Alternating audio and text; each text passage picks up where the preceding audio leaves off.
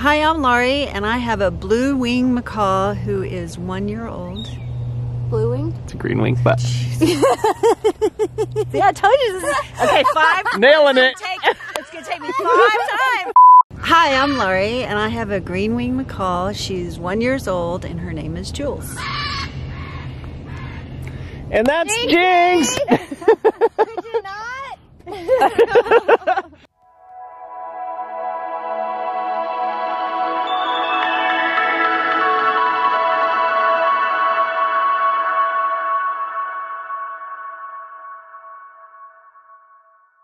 I first discovered BirdTricks by looking in the internet, looking for training, and it was about 2 years ago. I was gifted a bird and was not trained at all and just tried to figure out how to take care of it. A year ago, I attended a master class. I had a little bird that also was gifted to me and had him for about 4 weeks and didn't quite know what to do with him. So I signed up for the master class in Texas, and this is where I ended up. In Texas, I met Landon at the master class, and we reconnected here at the flight trip.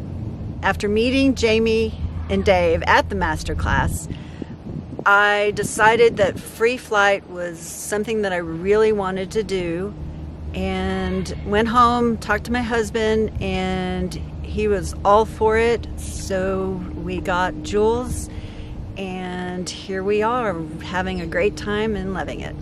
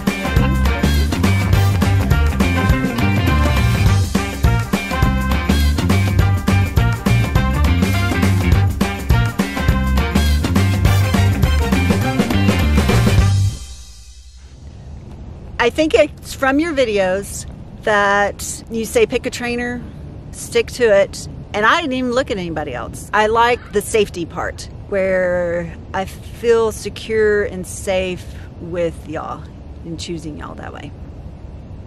Aw. And we're super nice. No? I chose to get the Marshall GPS for Jules because safety is so important to me. I wouldn't even consider flying her outside without using it. I was very nervous because technically challenged, but it is extremely easy to use. Like I said, I was intimidated, but once I figured out how to just turn it on, which is simple, and just looking, it has tutorials that are simple. I, again, would not consider free flight without using it. I don't think I really struggled much with this course because I was mentally prepared before I started. I listened to what Dave said. I prepared before I started the class. I got the batting cage and areas to work, and I had great support with from my husband. He was able to give up car spot for his garage and things that I didn't actually even ask, he volunteered for.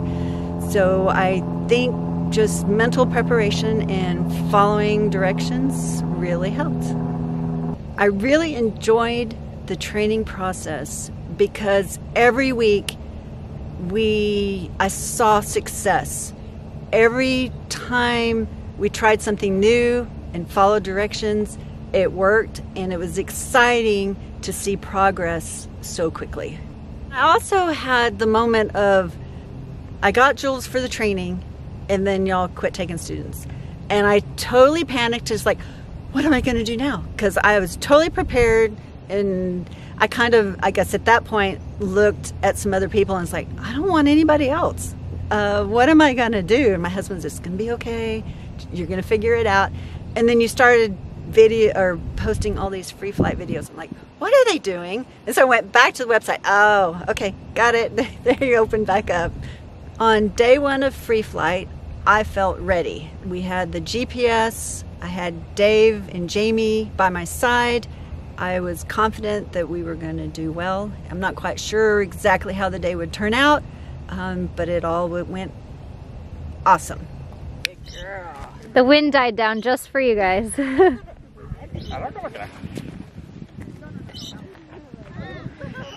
Jules, watch me.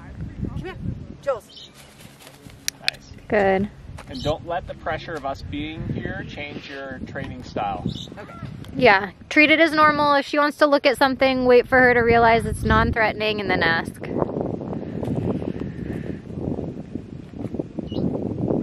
Jules. Nice. That's the trainer I saw in the video. If I was to describe this community of flyers, I would say it's really neat to be able to be with a group of people that understand where you're going with this, and having a community to support you and ask questions, because at home I don't know any other people who have birds and even have an idea of what I'm trying to do. I am naturally a very quiet, recluse type person, and so one of my struggles is going and socializing. I feel like I've done well because this is a very welcoming group of people, and I have not felt like an outsider.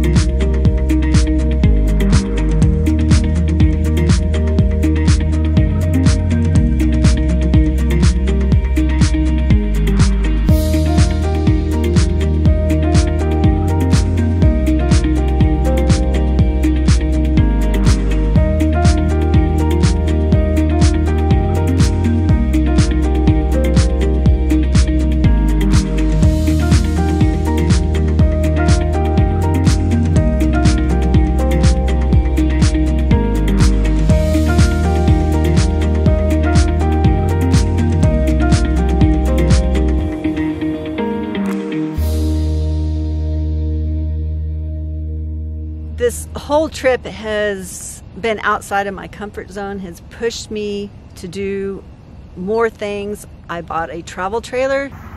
End of day 2 and made it to the destination in Casa Grande, Arizona, which just happens to be just 30 miles south of where I was born.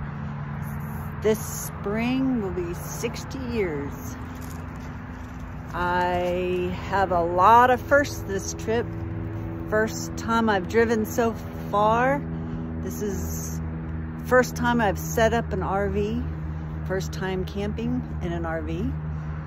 And there's gonna be a lot of firsts for this trip, and I'm excited. This is the longest I've ever driven by myself and pulling a new travel trailer. Dave invited me on a hot air balloon, and originally I said, there's no way, I don't like heights, but on the trip up here, it's like, okay, I'm really pushing myself, let's do this. This will be fun, and now I'm gonna go up 2 times, and I'm excited about it. This is just the beginning of the training with Jules. We're halfway through the course, and David's gonna come out to Texas, and we are going to search places that I can safely fly in Texas and teach me how to look for those places, and excited about it. And some of the new people like Landon, who do also live in Texas, maybe be able to have a Texas community and be able to free fly there. One of the goals that I have is to have Jules to be able to just hang out with me outside. I love to garden. I spend most of my time outdoors anyway, and it'd be nice to have her beside me.